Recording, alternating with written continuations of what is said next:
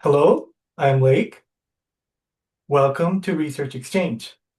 Today I'm joined by Dr. Rauf Arif, whose work examines the powerful and often misunderstood intersection of social media, political change, and social movements. His research explores how digital platforms, traditional media like Al Jazeera, and citizen journalism interact to shape political outcomes in countries like Pakistan, Egypt, and Tunisia. Rauf, it's a pleasure to have you here today.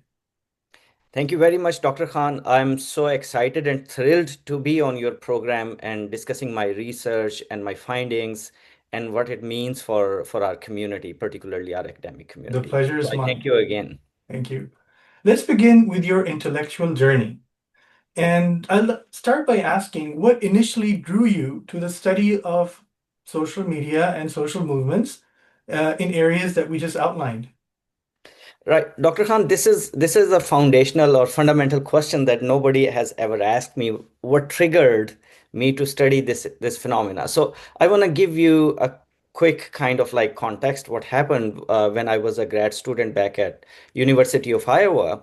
In fact, my actual research agenda as a doctoral student was how 9/11 reshaped journalism practices. Mhm. And my one of my monographs that was published as a book that was all about how terrorism changed the journalism practices in Pakistan. And I was continuing that research.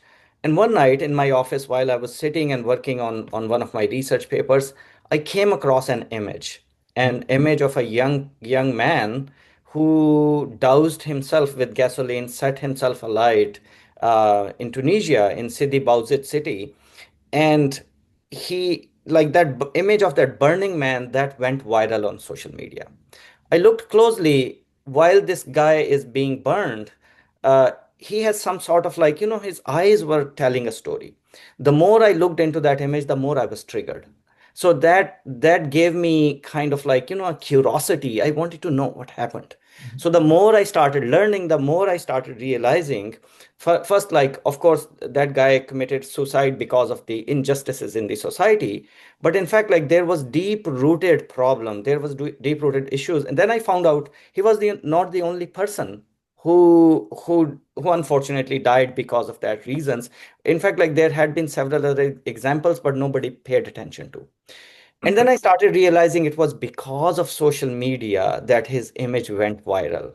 And Right. that eventually turned into Arab Spring and stuff. And we will talk about that down the road. But that image hooked me to study the phenomena. And somehow it changed my career. It changed my research directions. And it also changed me as a human being. And from a political communications scientist perspective, I have a very different vision and view of the world now. Right. So these are obviously indeed very major turns in history, if we may say. And Right, one of the major turns after 9/11 has been how social media has relayed a lot of these photos, videos, which have led to substantial change in the society and even politics. So in your book, and I direct everybody's attention to the book that Dr. Rove authored, you examine how individual social media and Al Jazeera, right? So that's an important thing that we're going to discuss in a few minutes. How all these collectively shaped political change, especially in Pakistan, Egypt, Tunisia, all very important countries, not only from because of their geostrategic importance and their location, but also the size of their populations. So right. if you could shed more light on that. So, Dr. Khan, there are a couple of things that I want to highlight through your platform. Majority of the scholarship during that, particularly that time when I started doing research in that area, was applying Western lens to understand the collective action, and in non-Western settings as well. And we all know that there are cultural variables that play a significant role Mhm. in the outcome of any collective action, right? So Al Jazeera became so much more important to me while I was studying the collective action or social movements in non-Western settings, such as North Africa and the Middle East or Muslim world. Uh, Before Al Jazeera, the majority voice was a Western voice. Majority media that was representing the voice of even non-Western societies was from Western perspective. Al Jazeera basically was the only major international non-Western network that was covering social movements and political actions and political crises in the Muslim world from a Muslim perspective or from a non-Western perspective, to so to speak. So Al Jazeera basically that contributed a lot. But then Al Jazeera was there when Egyptian crisis unfolded in 2008, but nothing changed. Why things changed in 2010? Then we have to start bringing Twitter or X, we call it X now, right? So, and then we have to start bringing things in perspective, like YouTube's role in spreading the information, right? All of these societies, we all know that information was very expensive. The Mhm. cost of communication was very expensive, but by all means. Authoritarian regimes don't let the information flow freely. So that was one factor. Second factor was that expense of information is not only like in terms of like monetary expenses, or it's also like if you speak up, it may cost you your life, right? So you have those big kind of like consequences that you have to worry about. Uh, Al Jazeera challenged that to an extent, but then social media on top of Al Jazeera basically that magnified that extent or replicated it. That's why, like at some point, Al Jazeera came up with Al Jazeera Mubashir.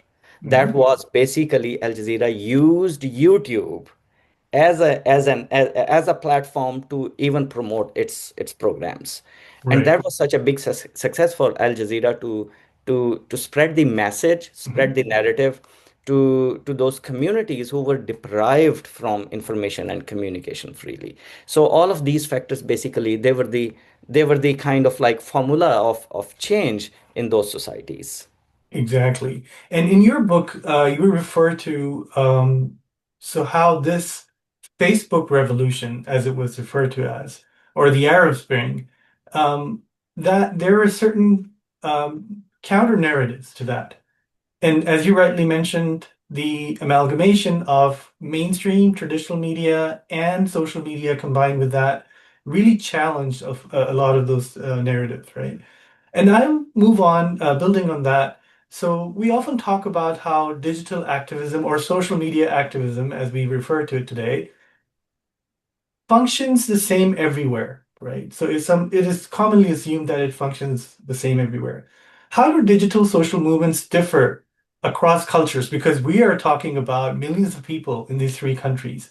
So if you can shed some light on what your research and your book reveals about the cross-cultural media practices which end up challenging Western-centric assumptions and how such online activism works. Right. Phenomenal question, Dr. Khan. Really, I can write another dissertation based on this question. So you gave a wonderful research question for our future doctoral candidates. They can basically restart Absolutely, there, right. right? So couple of things, Dr. Khan, I would want to highlight. First of all, what social movements are Mhm.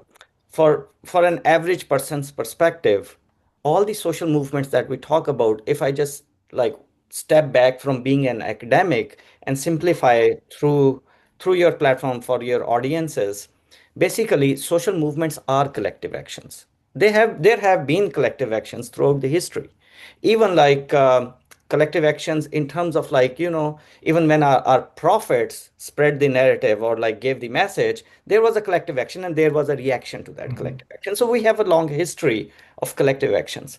What changes in today's world? So traditionally collective actions do not happen overnight. Mhm. Like sometimes they take years or decades to like boil down to an extent where it's going to explode, and Mhm. then it becomes social movement. So I wanna, because your question has so many important aspects, and I wanna unpack one by one. So Sure. first of all, these collective actions in Western perspectives, majority of the times, or these social movements in Western perspectives, majority of the time, their objective or their goal was never to change the regime, was never to topple the regime. Hmm. Rather, their objective is to get incorporated in the existing system. Such as, like, if we take the example of the United States, women's suffragist movement, or any other movement like MLK's movements, they were not saying like, hey, we want to just kill that system, we want to just change the topple the regime and stuff. They were demanding to get incorporated in the existing system. Hmm. Unlike the Western uh, kind of frame of work or frame of reference, in non-Western societies, such collective actions or social movements, they were mostly demanding regime change. And Right. that's where Western scholarship did not help us to Hmm. understand the collective action in that area. That's still, I'm still in that traditional zone. So now coming to that digital zone, where basically, like, with all the digital media, digital like kind of environment, digital social movements, they turned out to be very unique phenomena in so many ways. Hmm. First of all, these social movements, basically these collective actions, were taking place in isolated spaces, yet they looked collective. So, Right. for example, let me take the example of Tunisia, for example. Muhammad Bouazizi's collective action on digital platform was not taking place inside in Tunisia alone. Hmm. It was basically people like those immigrants who were living in Canada, United States, UAE, everywhere they were joining the movement, right? So that collective action was seen as a very different kind of uh, kind of phenomena, and that was being, like, since it was being promoted, discussed, and reshared on social media platforms. And as Dr. Khan, you have researched a lot about like YouTube and these social media phenomenon. Everything is omnipresent. Once something gets documented there, it becomes part of the history. So fast forward, I want to connect it to how digital social movements are different. First, they are not time bound, they are not space bound, right? Because they are omnipresent. Anything that is there online, that's gonna remain on. Their digital footprints are there forever. Second is, they are not time bound because they are not like, you don't have to worry about day or night or anything. Not space bound, not time bound. They basically, that omnipresence generates a collective memory, and that basically also challenges the whole idea of collective memory. So, Dr. Khan, for you and for me to be engaged, hypothetically speaking, in a collective action or social movement, we have to have a collective memory so Right. that we can act collectively. But in this case, the collective memory was not the same. Hmm. It was a connected memory that is connected via digital platforms of communication. So that also challenges the overall existing tradition of social movements and collective actions. So there are connected actions and there are connected memories Hmm. that are basically reshaping the phenomena. Most recent example that, and we will come back and forth on these topics. I enjoyed so much looking at that baby monkey, that the Punch, with the name of Punch, it went viral Right. in Japanese zoo. And you should look for it. It's just so cute It example. is. So yeah, so it was like a wonderful example of a collective action Hmm. where everyone from all across the planet joined um, on digital platforms of communication, like saying like that Punch is so cute. We kind of like, we wanna give some gifts for Punch, etc., etc., Right. and it went viral, Hmm. right? So it is a connected action, and that also becomes a collective memory of that connective action. Right. Absolutely. Right. Right. So that's how, Dr. Khan, those digital social movements are becoming more and more fluid Hmm. examples, and they are now going across the board. Great, great. Right. I really like how you differentiate between connected action versus collective, and the example that you gave really fits that really well.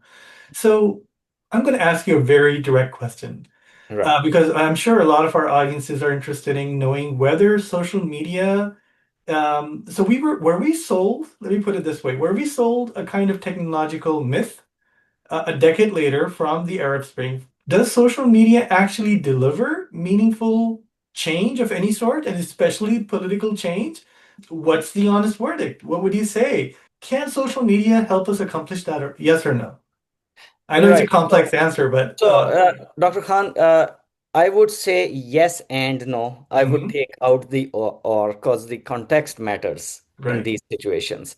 When I did research about regime change in or collective actions in those specific societies, I could, I had like lots of like research-based evidence Mhm, that alternate media, such as the social media, played a significant role that in those societies, particularly where traditional media was under stern governmental control.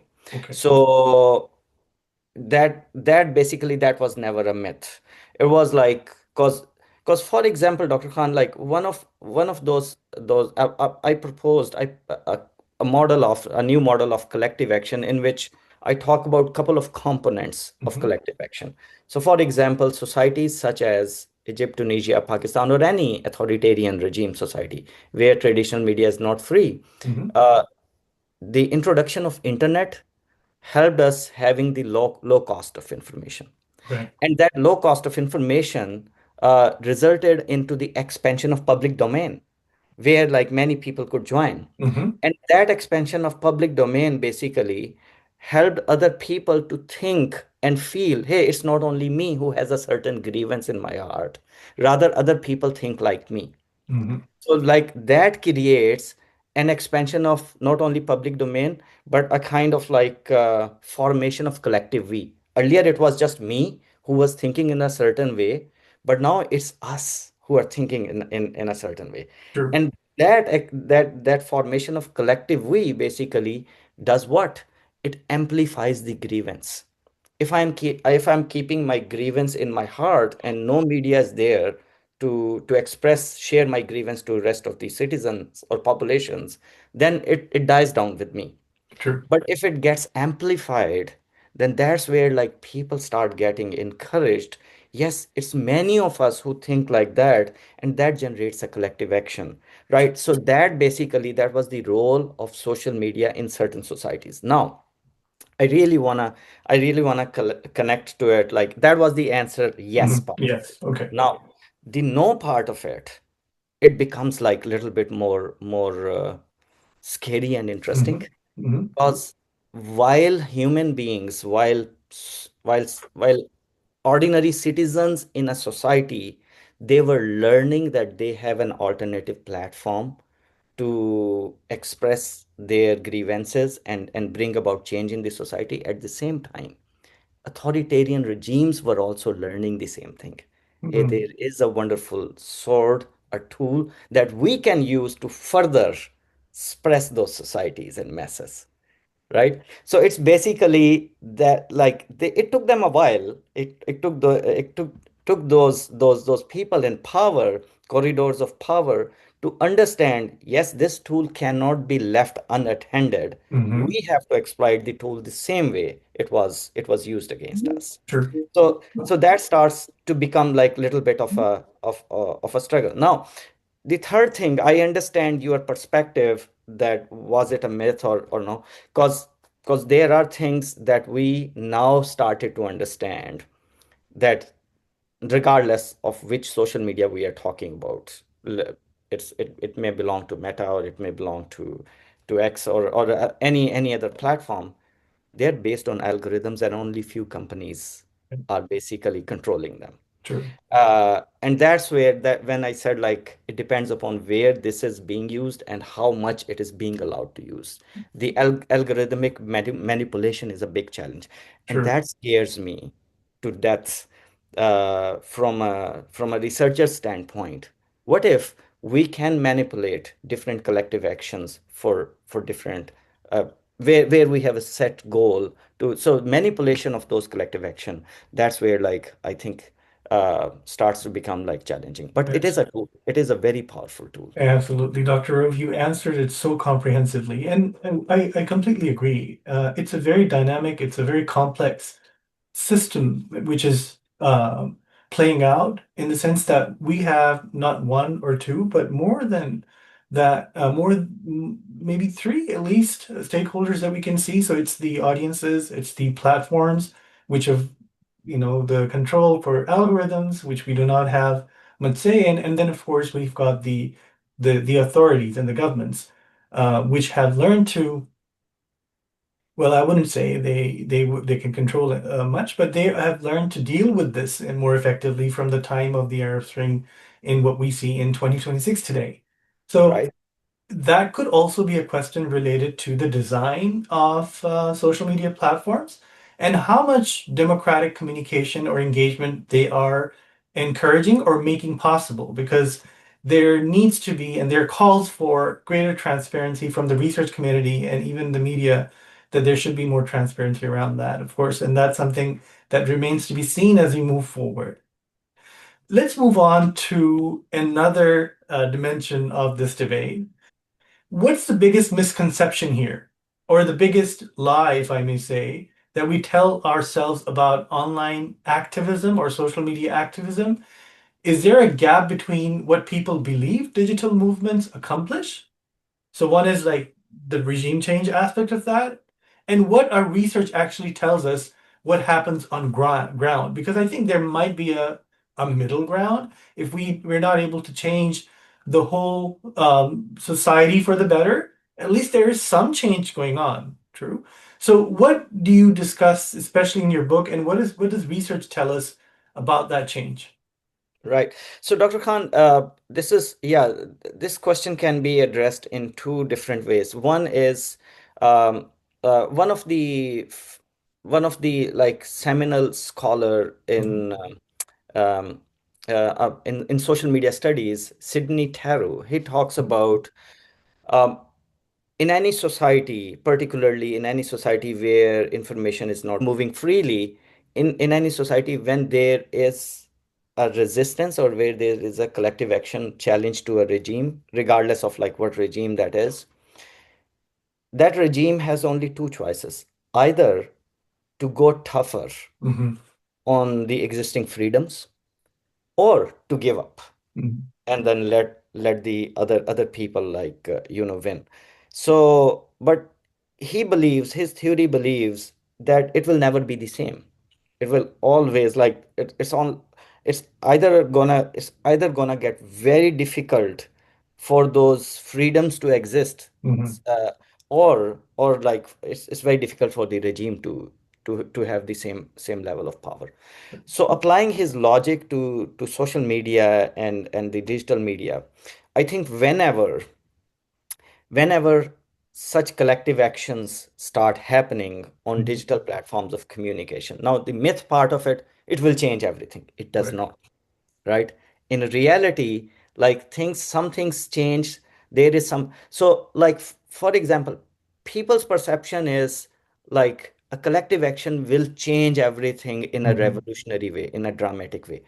Digital collective action does not work that way, right? Because what happens, digital collective action creates a new memory and generates a new record of communication and information that stays there. And that becomes part of our everyday memories. mhm. Like, and that basically that achieves its purpose through creating an awareness about some particular issue, Right. right? So, for example, Dr. Khan, through your platform, we all know why some factions of the society were uncomfortable with TikTok. Right. Right. It was not basically changing any realities on Mhm. ground, but it was creating lots of awareness about certain issues. True. Let me put it that way, right? And that basically starts making several people uncomfortable where they want to hold the ownership of Twitter, Exactly. of TikTok. So the outcome of digital collective actions is may not be the same Hmm. as we have seen in that on street kind of collective actions, right? So that's one thing. So people's myth is like things will change. For example, hashtag Me Too social movement, there was no street protest, so to say, to a bigger extent that can be considered as like a revolution took place on this planet, but at least it created so much awareness that so many people came forward and it started building some sort of pressure on the societies. Or Ahmad the Clock Boy, another example, Dr. Hmm. Khan, that I want to give through your platform.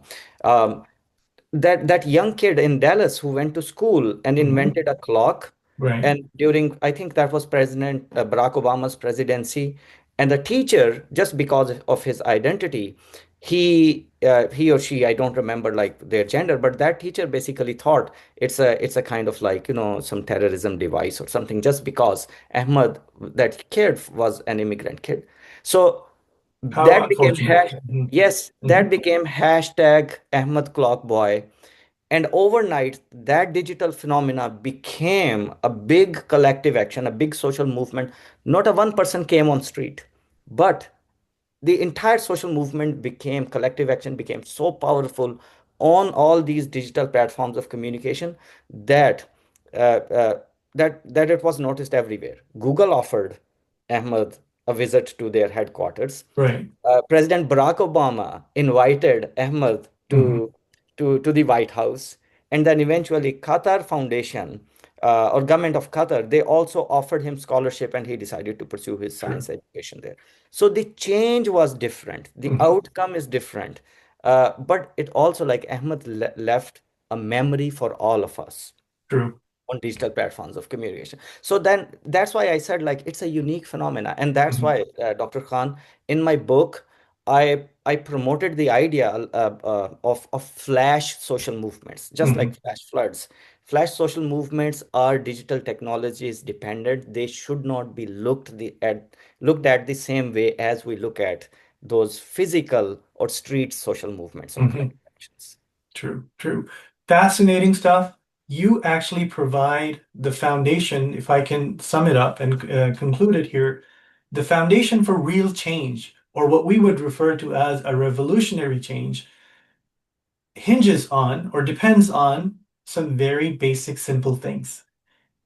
Creating awareness is the foundation for any real change. So there's change of all sorts. We are often swayed by clickbait. We're often swayed by we want to change for the better and the society must change overnight. That doesn't happen. In reality, what we're saying is that real change is slow.